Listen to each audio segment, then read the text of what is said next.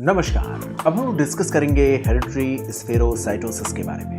हम ये समझने की कोशिश करेंगे कंडीशन किस तरीके से प्रेजेंट करती है और इसका जेनेटिक एसोसिएशन कैसे होता है। अगर आप देखें तो हेरिडिटरी स्फेरोसाइटोसिस के मामलों में यहाँ पर जो स्फेरोसाइट्स बनते हैं उनके भीतर या तो सेंट्रल पैलर रीजन कम होता है या 1/3 से तो कम ही होता है। ऐसा हुआ कैसे? तो इसमें आप जो साइटोस्केलेटन के डिफेक्ट हैं उसको कल्प्रिट मान सकते हैं। ट्रू अबाउट हेरिडिटरी स्फेरोसाइटोसिस, तो इसमें थोड़ा सा कंट्रोवर्शियल ये सवाल है। दो ऑप्शन इसमें आपके सामने मिल सकते हैं। तो डायग्नोसिस कैसे मिलेगा? क्योंकि ऑटोसोमल डोमिनेंस ज़्यादा तौर पर हमें देखने को मिलता है, इसलिए फैमिली हिस्ट्री पॉजिटिव मिलती है। स्प्लेनोमेगाली मिलेगा, इसलिए स्प्लेनेक्टोमी हमें करना होता है। स्फेरोसाइट्स होंगे पेरिफेरल ब्लड फिल्म में, ये मिल जाते हैं। माइक्रोसिटिक हाइपरक्रोमिक, ध्यान रखिएगा, बड़ा ही सुंदर सा हाइपरक्रोमिक, यानी इसको कैसे हम अंदाजा लगाते हैं? MCHC के द्वारा पिछले लेक्चर में इससे बात हुई थी। अब एक क्वेश्चन देखते हैं हेरिडिटरी स्फेरोसाइटोसिस की, एक केस स्टडी लेते हैं। 2 ईयर ओल्ड रिया, वो ओपीडी में आ रही बिकॉज ऑफ येलो स्किन। नमस्कार। अब हम डिस्कस करेंगे हेरिडिटरी स्फेरोसाइटोसिस के बारे में। हम ये समझने की कोशिश करेंगे कंडीशन किस तरीके से प्रेजेंट करती है और इसका जेनेटिक एसोसिएशन कैसे होता है। तो हेरिडिटरी स्फेरोसाइटोसिस का मामला पीडियाट्रिक्स, पैथोलॉजी और मेडिसिन के पॉइंट ऑफ व्यू से काफ़ी इंपॉर्टेंट होती है। इसमें आप देखेंगे आरबीसी के भीतर जो सेंट्रल 1/3 पार्ट पैलर होना चाहिए, वो हेरिडिटरी स्फेरोसाइटोसिस के मामलों में सेंट्रल पैलर रीजन आपको देखने को नहीं मिलेगा। तो आमतौर पर स्फेरोसाइट्स की जो प्रेजेंस मिलती है उसमें सेंट्रल पैलर बिल्कुल भी रीजन नहीं मिलते हैं या बहुत कम मिलते हैं। वैसे आमतौर पर 1/3 आपको पता है सेंट्रल रीजन पैलर होता है। इसका जो इनहेरिटेंस एसोसिएशन देखा गया वो मिक्स्ड है, बहुत सारे पैटर्न हैं, लेकिन सबसे ज़्यादा जो इसका इनहेरिटेंस पैटर्न देखा गया वो ऑटोसोमल डोमिनेंट इनहेरिटेंस देखा गया है। मोस्ट कॉमन डिफेक्ट जो आरबीसी के मेम्ब्रेन को प्रभावित करती है वो हेरिडिटरी स्फेरोसाइटोसिस ही है। इसकी वजह से आरबीसी का जो बाइकॉन्केव शेप होना चाहिए वो स्फेरिकल शेप में बदल जाता है। तो आप जानते हैं ना, बाइकॉन्केव शेप स्फेरिकल शेप में बदल जाता है। इसके कारण आरबीसी हार्ड भी हो जाती हैं। ऐसा हुआ क्यों? इन सारी चीज़ों के बारे में अभी हम बात करने वाले हैं। और इसमें ऑस्मोटिक फ्रेजिलिटी टेस्ट के दौरान बढ़ा हुआ रिस्पॉन्स, MCHC का लेवल बढ़ा हुआ मिलता है। ये बहुत ही इंपॉर्टेंट करेक्टरिस्टिक फाइंडिंग है। अगर आप देखें तो हेरिडिटरी स्फेरोसाइटोसिस के मामलों में यहाँ पर जो स्फेरोसाइट्स बनते हैं उनके भीतर या तो सेंट्रल पैलर रीजन कम होता है या 1/3 से तो कम ही होता है या न के बराबर होता है। तो आप देखिए ये स्फेरोसाइट्स कुछ ऐसे हैं जिसमें सेंट्रल पैलर रीजन है ही नहीं, जिनमें है वहाँ थोड़ा बहुत कम ही इसकी प्रेजेंस हमें देखने को मिल रही है। तो स्फेरोसाइट्स की प्रेजेंस कैसी है वो आपने देखा। अब सवाल ये उठता है ऐसा हुआ कैसे? ऐसा हुआ कैसे? तो इसमें आप जो साइटोस्केलेटन के डिफेक्ट हैं उसको कल्प्रिट मान सकते हैं। प्राइमरी डिफेक्ट यही होता है। इसमें इसकी वजह से मेम्ब्रेन अपने फ्लेक्सिबल स्ट्रक्चर को मेंटेन नहीं रख पाती है और इसका अल्टीमेट परिणाम कुछ इस तरीके से, कॉन्सिक्वेंसेस कुछ इस तरीके से बनते हैं कि ये अपने आप को घटे हुए सरफेस टू वॉल्यूम रेशियो में रहना पसंद करती है। Decreased surface to volume ratio में ये अपने आप को रहना चाहती है और इसकी वजह से ये स्फेरोसाइट्स के रूप में पाई जाती है। स्फेरोसाइट्स के रूप में ये पाई जाती है और ये स्फेरोसाइट्स थोड़े हार्ड होते हैं। ये जब स्प्लीन में जाते हैं तो वहाँ ट्रैप हो जाते हैं। ट्रैप होने के बाद इनके स्प्लीन में जब पहुंचता है तो वहाँ ट्रैप होता है। ट्रैप होने के बाद मैक्रोफेजेज इसे फाइगोसाइटोज कर जाते हैं, जिसकी वजह से ये एक्स्ट्रावैस्कुलर हेमोलिसिस का एक एग्जाम्पल बनता है। अब सवाल ये है कि इसकी वजह से क्या क्या प्रेजेंटेशन मिल सकती है। एक तो ये स्प्लेनोमेगाली होगा, स्प्लेन में ऐसा हो रहा है। दूसरी बात यह है कि बिलिरुबिन का लेवल बढ़ा हुआ होगा, इसलिए पिगमेंटेड स्टोन हो सकते हैं, पिगमेंटेड गॉल स्टोन की प्रेजेंस मिल सकती है। आमतौर पर इसकी प्रेजेंस जन्म से देखी जा सकती है। हेरिडिटरी स्फेरोसाइटोसिस के जो पेशेंट्स होते हैं वो जन्म के समय आ सकते हैं। G6PD डेफिशिएंसी, हेरिडिटरी स्फेरोसाइटोसिस दोनों के मामले में, लेकिन इसका average age group 3 year to 7 years के आसपास देखा गया है। तो पीडियाट्रिक एज ग्रुप में ये देखा गया है, जन्म से लेकर के कुछ भी हो सकता है, लेकिन एवरेज जिसमें सबसे ज़्यादा इसकी प्रेजेंटेशन होती है 2.5 साल 3 साल, है ना, इस एज ग्रुप के बच्चे ज़्यादा इससे प्रभावित होते हैं। हेरिडिटरी स्फेरोसाइटोसिस में जो समस्या है वो इसके मेम्ब्रेन की फ्लेक्सिबिलिटी की ना होने की वजह से है। तो यहाँ मेम्ब्रेन की फ्लेक्सिबिलिटी क्यों नहीं होती, ऐसा हुआ क्या, कैसे इसमें फॉल्ट हुआ है, तो उसको देखते हैं। तो इसके लिए प्लाज्मा मेम्ब्रेन की स्ट्रक्चर को थोड़ा सा डिटेल में हमें देखना होगा। हम जानते हैं प्लाज्मा मेम्ब्रेन फॉस्फोलिपिड की बाइलेयर की बनी हुई होती है। इसकी संरचना को और मजबूती देने के लिए, स्टेबिलिटी देने के लिए इसके साथ बैंड 3 पोलेडिन और एंकाइरिन प्रोटीन, इसके साथ ही साथ अल्फा और बीटा स्पेक्ट्रिन जुड़े रहते हैं। ध्यान रहेगा, इसमें क्या होता है, फ्लेक्सिबिलिटी देने की जिम्मेदारी अल्फा और बीटा स्पेक्ट्रिन की होती है। इसके प्लाज्मा मेम्ब्रेन को स्टेबल बनाए रखने के लिए बैंड 3 पोलेडिन एंकाइरिन एक्चुअल में यहाँ पर बैंड 3 और स्पेक्ट्रिन के बीच में कनेक्शन बनाने का काम करता है। ध्यान रखना होगा, एंकाइरिन ही सबसे ज़्यादा यहाँ डिफेक्टिव होता है, एंकाइरिन ही सबसे ज़्यादा डिफेक्टिव होता है। बैंड 3 उसके बाद, तो पूछा जाए सबसे ज़्यादा यहाँ डिफेक्ट किसका होगा, एंकाइरिन का। सेकेंड मोस्ट कॉमन बैंड 3 का। बाकी सभी के पैटर्न हमें ज़्यादा नहीं जानना है। एक चीज़ और जानना है कि स्पेक्ट्रिन के डिफेक्ट या स्पेक्ट्रिन का अब्सेंस वैसे तो होता नहीं, लेकिन अगर हुआ तो सबसे सीवियर लेवल का हमें कॉन्सिक्वेंस मिलेगा।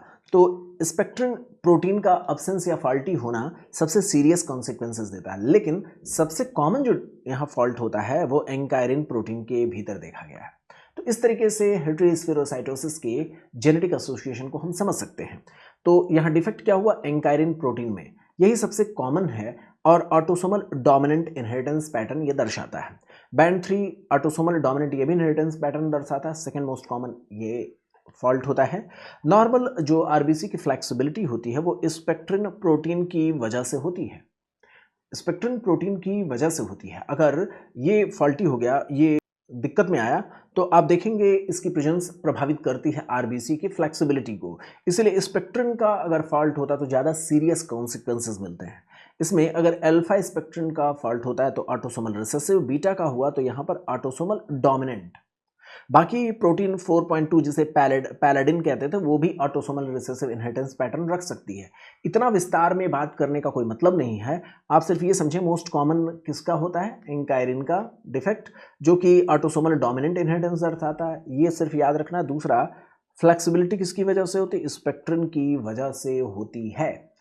इसकी वजह से सीरियस कॉन्सिक्वेंसेस हो सकते हैं अगर ये एब्सेंट हो या फॉल्टी हो, बस इतना आपको ध्यान में रखना होगा। हेरेडिटरी स्फेरोसाइटोसिस का जो पैटर्न है वो किसका होता है, ऑटोसोमल डोमिनेंट इनहेरिटेंस का पैटर्न होता है।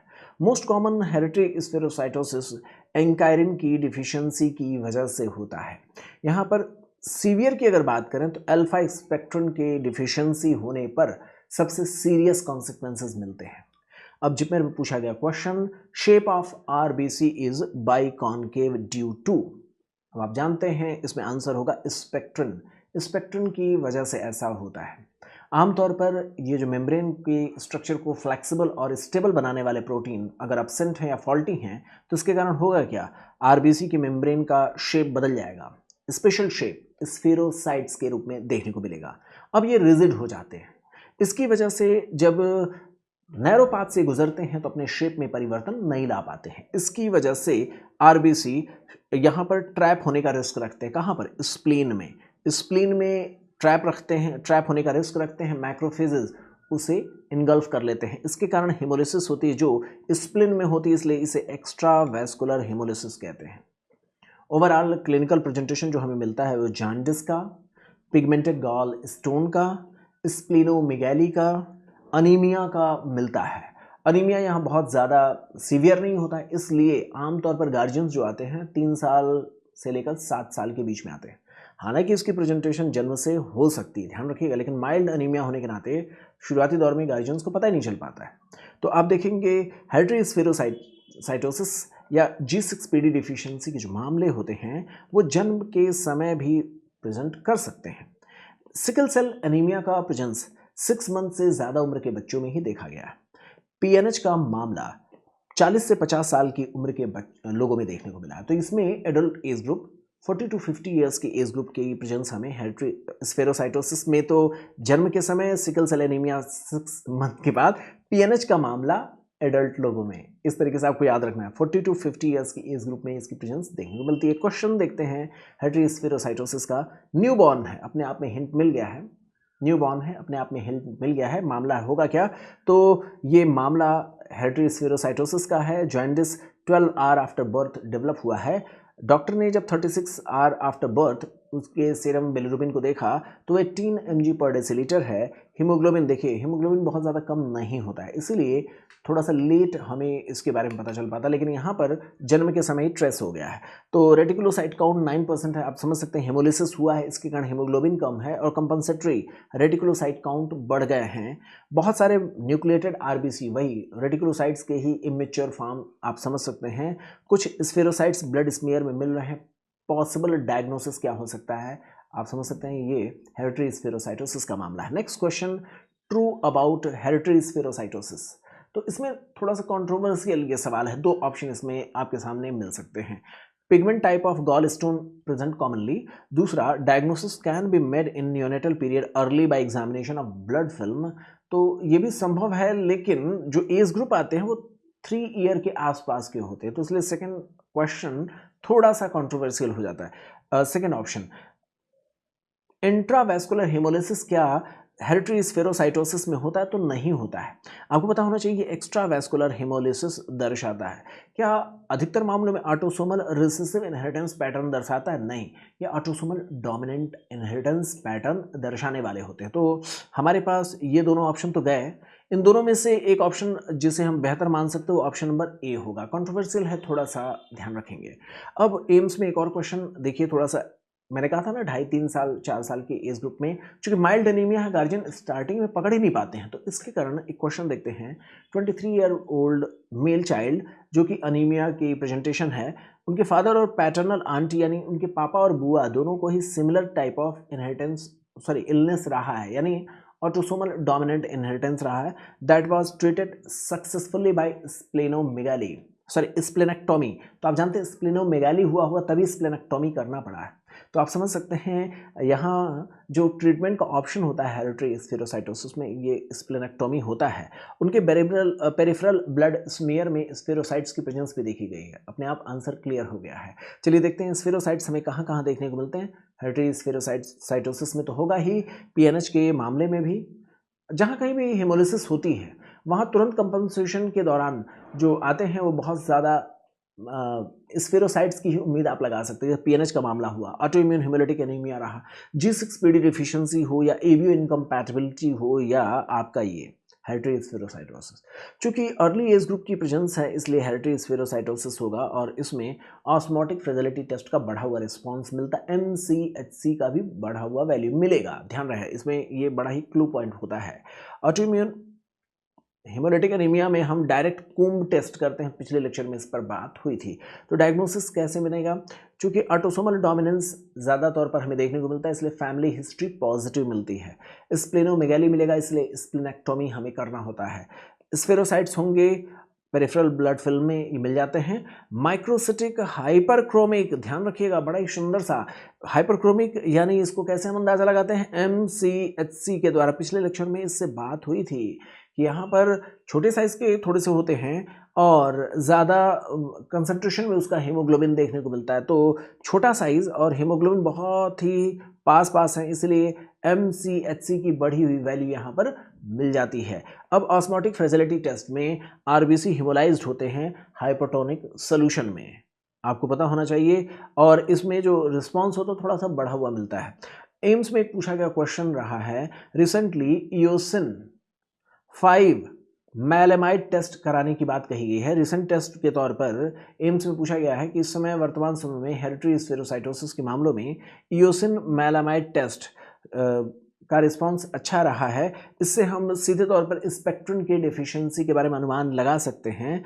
और ये जो डाई होती है मैलेमाइड टेस्ट, ये डाई बैंड 3 से अटैच्ड हो जाती है। तो स्पेक्ट्रिन की डेफिशिएंसी के बारे में अनुमान लगाने में ईओसिन 5 मैलेमाइड टेस्ट काफ़ी यूज़फुल रही है। बाकी ऑस्मोटिक फ्रेजिलिटी टेस्ट यहाँ पर हम कराते हैं। सवाल यही पूछा गया है, देखिए जिपमेर में eosin 5 maleimide flow cytometry is used for G6PD hereditary spherocytosis, SCA या थैलासीमिया। तो आप जानते हैं ये मामला किसका होगा? हेरिडिटरी स्फेरोसाइटोसिस का होगा। अब यहाँ पर माइक्रोसिटिक होता है यानी MCV घटा हुआ होगा, हाइपरक्रोमिक है इसका मतलब क्या होगा, MCHC बढ़ा हुआ होता है। तो ये चीज़ बड़ा ही यूनिक है, आपको पता होना चाहिए। हिमोलिसिस हुआ है इसलिए बढ़े हुए रेटिकुलोसाइट काउंट हमें देखने को मिलेंगे। एक चीज़ और, MCHC होता क्या है, तो आपको पता होना चाहिए कि जो हम यहाँ पर माइक्रोसिटिक एनीमिया में जब बात करते हैं तो MCHC की वैल्यू थोड़ा सा हमें मदद करती है अनुमान लगाने में। तो आपको यहाँ पर MCHC के वैल्यूज़ को देख करके डिफरेंशिएशन अगर बनाना है माइक्रोसिटिक एनीमिया के पिक्चर को, तो आप देखें MCHC की वैल्यू आयरन डिफिशियंसी में क्या होती है। पैक्ड सेल वॉल्यूम नॉर्मल रहेगा लेकिन हीमोग्लोबिन कम रहेगा।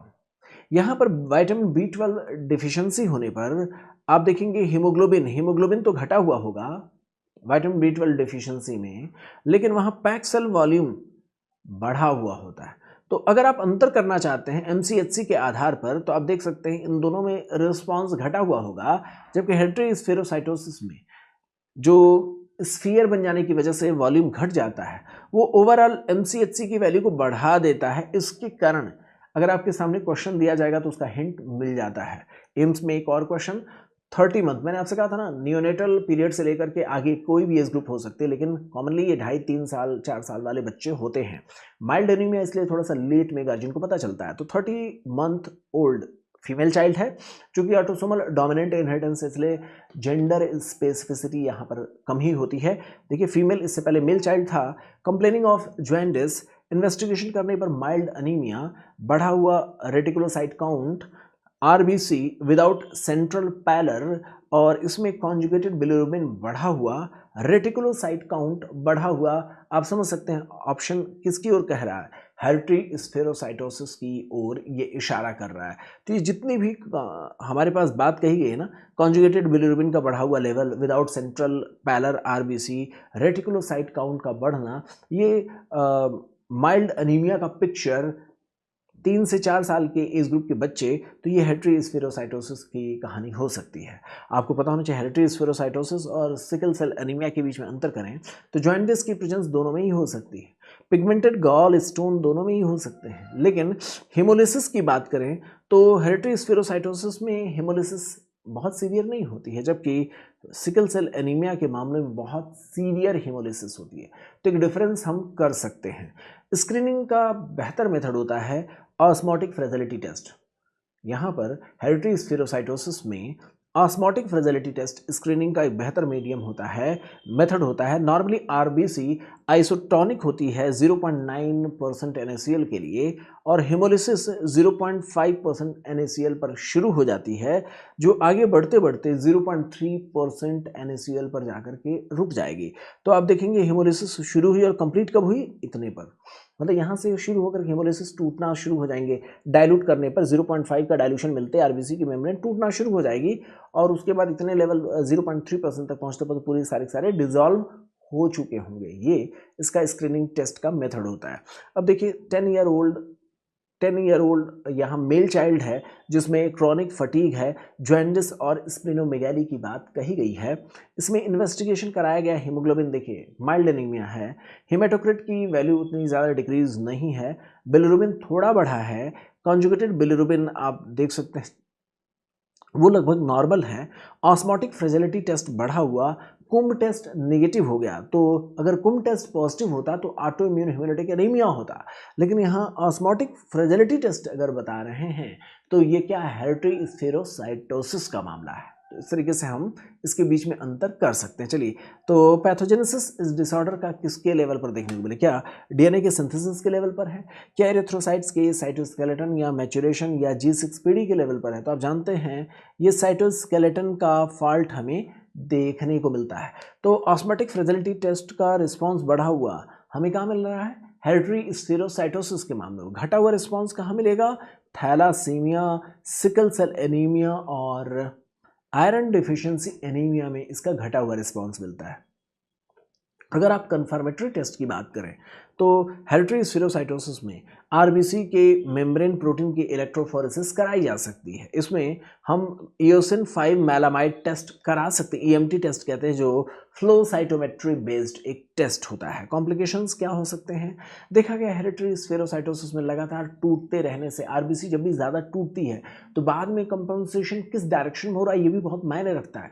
कई बार कंपनसेशन इस तरीके का होगा कि फाइब्रोब्लास्ट ज़्यादा एक्टिव हो जाते हैं, बोन मैरो के भीतर फाइब्रोब्लास्ट ज़्यादा एक्टिव होकर फाइब्रोसिस करा देते हैं, जिसके कारण एप्लास्टिक एनीमिया जैसी चीज़ें देखने को मिल सकती हैं। ऐसे मामले पार्वोवायरस B19 के साथ एसोसिएटेड देखे गए हैं। हेमोलिटिक क्राइसिस भी यहाँ पॉसिबल है, एप्स्टीन बार वायरसेस के साथ देखा गया है। मैनेजमेंट की बात करें तो यहाँ पर माइल्ड हेरिडिटरी स्फेरोसाइटोसिस और मॉडरेट अगर है तो ज़्यादा कोई घबराने की बात नहीं, फोलिक एसिड लाइफ लॉन्ग देते रहिए। सीवियर है तो हमें स्प्लेनेक्टोमी कर देना चाहिए। 6 साल की उम्र के बाद हम ऐसे बच्चों की स्प्लेनेक्टोमी कर सकते हैं। एक और सवाल, आफ्टर स्प्लेनेक्टोमी किस किस बीमारियों का रिस्क बढ़ सकता है, किस किस इन्फेक्शन का रिस्क बढ़ सकता है? तो increase risk of infection by capsulated organism. तो कैप्सुलेटेड ऑर्गेनिज्म में influenza H, influenza B, Streptococcus pneumoniae, meningococcus के इन्फेक्शन के रिस्क बढ़ जाते हैं। यहाँ पर हॉवेल जोली बॉडीज भी प्रेजेंट मिल सकती है, क्योंकि आप देखेंगे हेमोलिसिस हुआ, हेमोलिसिस के तुरंत बाद अचानक से रेटिकुलोसाइट्स या उससे मिलते जुलते स्ट्रक्चर तुरंत बाहर आने शुरू हो गए, तो पूरी तरीके से मैच्योर आरबीसी नहीं आ रही। इसके कारण इनइफेक्टिव एरिथ्रोपोएसिस को रिप्रेजेंट करते हुए कुछ न्यूक्लियर रेमेनेंट्स हमें देखने को मिलते हैं, जो हॉवेल जोली बॉडीज़ के तौर पर जाने जाते हैं। ये हॉवेल जोली बॉडीज़ उन सारी जगहों पर होती है जहां हेमोलिसिस के चांसेस होते हैं, जैसे hereditary spherocytosis, sickle cell anaemia, megaloblastic anaemia और थैलासीमिया के मामलों में। अब एक क्वेश्चन देखते हैं हेरिडिटरी स्फेरोसाइटोसिस की, एक केस स्टडी लेते हैं। 2 ईयर ओल्ड रिया, वो ओपीडी में आ रही बिकॉज ऑफ येलो स्किन, 1 हफ्ते से येलो स्किन है। उनके पेरेंट्स कह रहे हैं कि वो ब्रेथलेस हो जाती हैं मिनिमल एक्सर्शन पे। थोड़ा भी अगर उनको दिक्कत होती है, अगर थोड़ा भी काम करने, थक जा रही है बच्ची, थोड़ा खेल कूद करके आने के बाद बहुत ही थक जाती है। मेडिकल हिस्ट्री कोई बहुत कॉम्प्लिकेटेड नहीं है। एग्जामिनेशन करने पर स्प्लीन आपको पाल्पेबल मिला। कंप्लीट ब्लड काउंट में डिक्रीज्ड सीरम हीमोग्लोबिन यानी माइल्ड एनीमिया का पिक्चर भी है। पेरिफेरल ब्लड फिल्म देखा गया। Which of the following is the most likely aetiology of the patient condition. तो एशियोलॉजी की बेसिस क्या है? तो आप यहाँ पर पिक्चर में देख सकते हैं, ये छोटे साइज के स्फेरोसाइट्स हैं। सेंट्रल पैलर रीजन आपको न के बराबर या बहुत ही मिनिमम आपको देखने को मिल रहा है। तो इस पिक्चर को अगर हम थोड़ा सा देखने की कोशिश करें तो ये अपने आप में हेरिडिटरी स्फेरोसाइटोसिस के बारे में जानकारी दे रहे हैं। तो इसमें डिफेक्ट किसका है? Defect in metabolic enzyme in RBC? नहीं। Defect in protein located in plasma membrane of RBC? देखते हैं। Point mutation in beta globulin? नहीं भाई, ये तो गैग से गुग का चेंज, ये है क्या? Sickle cell anaemia? ये है ही नहीं। फिर कॉम्प्लीमेंट मीडिएटेड लिसिस ऑफ? ये तो है ही नहीं। ये cold type of haemolytic autoimmune haemolytic anaemia के मामले में होता है, कॉम्प्लीमेंट के द्वारा मीडिएटेड घटना, ये भी नहीं है। Impaired DNA synthesis through the body? ये तो विटामिन B12 का मामला लग रहा है या फोलिक एसिड का मामला लग रहा है, ये भी नहीं है। तो यहाँ पर डिफेक्ट कहाँ पर होगा? प्रोटीन जो कि प्लाज्मा मेम्ब्रेन ऑफ आरबीसी पर लोकेटेड होते हैं, उनके मामले की बात। ऑप्शन बी हमारे सामने होगा। तो ऑप्शन नंबर बी यहाँ पर सही ऑप्शन होगा। तो एक एक ऑप्शन देखते हैं। हेरिडिटरी स्फेरोसाइटोसिस का मामला क्यों हमने माना? क्योंकि यहाँ पर प्लाज्मा मेम्ब्रेन की स्टेबिलिटी और स्ट्रक्चरल मेंटेनेंस के लिए ये प्रोटीन ज़रूरी होते हैं, जो यहाँ पर नहीं हैं। ये जॉइंटिस के साथ, स्प्लेनोमेगाली के साथ, हिमोलिसिस के साथ, स्फेरोसाइट्स पेरिफेरल ब्लड फिल्म में देखने को मिलेंगे। ये सारी चीज़ें एक दूसरे के साथ जुड़ करके पिक्चर बना रही हैं। अगर कहें मेटाबॉलिक एंजाइम इन आरबीसी, तो ये क्या होगा? मेटाबॉलिक एंजाइम का मतलब G6PD डिफिशियंसी की बात कर रहे हैं। काफ़ी हद तक मिला जुला रूप है। G6PD वाले मामलों में हिंज बॉडीज तो मिलेंगे, बाइट सेल्स भी मिल सकते हैं ब्लड के स्मीयर में। हिंज बॉडीज जो होते हैं ये एरिथ्रोसाइट्स के डीनेचर्ड हीमोग्लोबिन के इंक्लूजन्स होते हैं। तो हिंज बॉडीज जो होता है आपके G6PD डिफिशियंसी वाले मामलों में मिलेगा। G6PD डिफिशियंसी में क्या होगा? हिंज बॉडीज मिलेंगे। ये डीनेचर्ड हीमोग्लोबिन के प्रेजेंस को दर्शाते हैं। बाइट सेल्स ये abnormal haemoglobin sorry abnormal shape वाले एरिथ्रोसाइट्स की प्रेजेंस को दर्शाता है। क्या बाइट सेल्स होते क्या हैं, इसके बारे में आगे अभी हम डिस्कस करेंगे, तो घबराना नहीं है।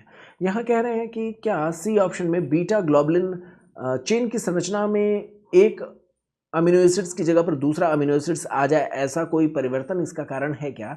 जो अभी हमने कहा कि यह बच्ची थक जा रही है या इस तरीके का पेरिफेरल ब्लड फिल्म हमें मिल रहा है, तो इसमें क्या एंजाइमेटिक चेंजेस वजह है क्या? तो ऐसा नहीं है। वो 5 to 6 ईयर के एज ग्रुप में हमें सिकल सेल एनीमिया की प्रेजेंस देखने को मिलती है, जिसका क्लिनिकल कंडीशन थोड़ा डिफरेंट होता है। वहाँ पर पेन होगा, अटैक ऑफ पेन जिसे हम सिकल सेल क्राइसिस कहेंगे, anaemia, bacterial infection and stroke जैसे कंडीशंस को ज़्यादा प्रोमिनेंटली हमें देखने को मिलता है। अब यहाँ पर कॉम्प्लीमेंट मीडिएटेड, तो आप जानते हैं कॉम्प्लीमेंट मीडिएटेड की बात अगर करें तो पैरोक्सिस्मल नॉक्टर्नल हीमोग्लोबिनूरिया भी होता है। दूसरा कोल्ड ऑटो इम्यून कोल्ड, ये हेमोलिसिस का जो मामला होता वो भी उसी के साथ जुड़ा हुआ होगा जिसमें कॉम्प्लीमेंट मीडिएटेड था। पिछले लेक्चर में हम लोगों ने बात किया था।